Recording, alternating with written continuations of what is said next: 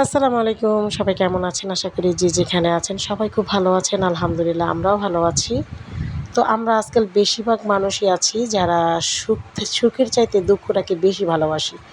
যে যত বেশি সুখে থাকুক না কেন, সবসময় দেখবেন সে তার দুঃখের কথাগুলো বেশি মনে রাখে। আসলে এগুলো কিন্তু ঠিক না, একদমই অ্যাভয়েড করা দরকার। হয়তোবা একসময় সময় সবারই খারাপ যায়, সেই খারাপ সময়কে সবসময় মনে রাখতে নেই। যখন আপনি নতুন কিছু পাবেন, নতুনভাবে নিজের জীবনটাকে উপভোগ করবেন, খুশি আনন্দ নিয়ে জীবনে সামনের দিকে এগিয়ে যাবেন, তখন সেই পুরনো দুঃখটাকে আর মনে রাখা উচিত না।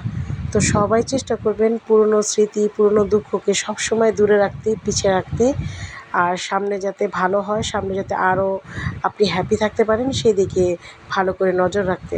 আর বর্তমানে যে পরিস্থিতিতে আছেন সুখে থাকে, সুখটাকে খুব ভালোভাবে উপভোগ করেন। তো যাই হোক, সবাই ভালো থাকবেন। আল্লাহ হাফেজ।